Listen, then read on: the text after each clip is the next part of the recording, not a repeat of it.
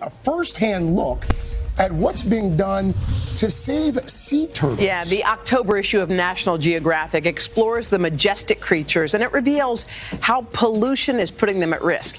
NBC's Carrie Sanders joins us now from Juno Beach in Florida with more on this. Hey, Carrie.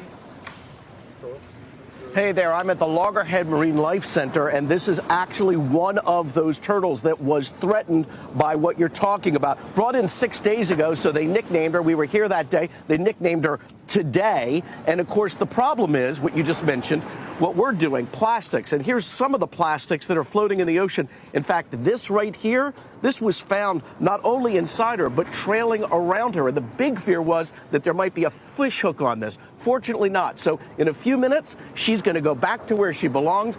But first, a look at the unintended predators, those predators being us and our plastic garbage. From birth, sea turtles' natural instinct is to head towards the ocean.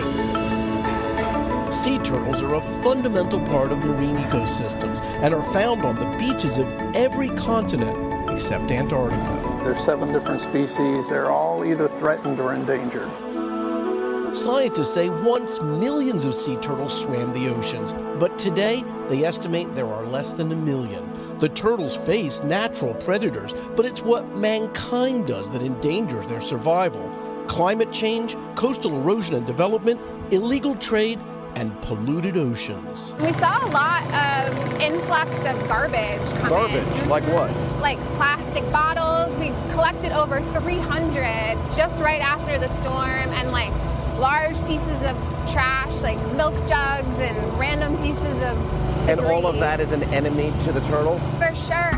At the Loggerhead Marinelife Center in Juno Beach, Florida, they're on the front lines of sea turtle conservation. So the eggs are approximately here. From protecting the more than 20,000 nests this season along the beach. This is a loggerhead sea turtle nest that hatched 3 days ago. To treating more than 100 turtles and 1,000 hatchlings in their hospital. Things we do here in the hospital is we try to use these patients to learn about what's going on in the ocean and what's happening in the environment. The plastic in particular is something that's affecting the turtles. Plastic is either ingested or being mistaken for food or physically injuring the turtles, like seen in this plastic straw video that went viral. How big of a crisis is this? Immense. Basically, 100% of our patients have ingested plastic in some form, whether it's a bag or a fishing line or a small piece of microplastic. All of them that we see have plastic. So we could lose a species. Absolutely. That's what we're here to do, is bring awareness, show that there is hope. The hope, through protecting our oceans, sea turtles will survive. They seem awfully energetic. I would think that they would be exhausted after breaking out of the shells. Yeah, they are built for this. Should we give them a little victory here? Yes. Are you optimistic? I'm optimistic that we are actually turning a tide against plastic. I'm hopeful and optimistic that it can be done. These guys can make it. Come on. You go. Go. And so now we're seeing something that you rarely get a chance to see. This is a green sea turtle rescued.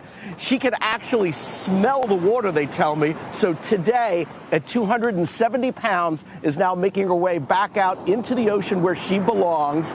She's about 35 years old. And as we cheer her on, there's a crowd here also gathered. It's a big moment. She's making her way out. And wow, she's got a lot of energy. The really fortunate thing here is that the plastic that was removed from her is gone completely. They know that. It's all good. One of the things that's interesting is you can see right here, they put a little tracker on her. So that means anybody who's watching right now or in the coming days who wants to watch her can track her as she goes out into the ocean and every time she surfaces. So go to marinelife.org/today, because of course that's her nickname, Today. And away she goes. Oh my God, this is really exciting to watch this. Going back to where she belongs, rescued just 6 days ago, getting that first taste of the water, and the water's nice and warm, so she's gonna feel like that's cool. She definitely belongs. Go, and interestingly, she will live at least 80 years. So Wow. she's going to live for about 80 years. And when they go down under the water, she may go down for a while because they can hold their breath for 8 hours or maybe even a little bit longer. 8 hours? There we go. I know. I feel like cheering, guys. This is great. Oh, my God. Come on. You go. Yeah. You go. And away she goes. Oh, my goodness. All right. She's pinging right now, guys. She's pinging, and there she goes. There she That's goes. awesome. Carrie, how do we Back to where follow she her belongs. online? How do we track her? You can track her online with the website. I'll give it to you again. There it It's is. marinelife.org/today. And so away she goes off into the Atlantic. I'm going to track her all day. Me too. Hopefully to have a very fancy life. And, you know, they return to the spot pretty much where they were born to lay their eggs. So everybody here cheering a big day. That was awesome, Carrie. Carrie Sanders. Wow, look at Carrie. Carrie's getting That's choked great. up. Pretty cool. Carrie, thank you. Thank you, Carrie.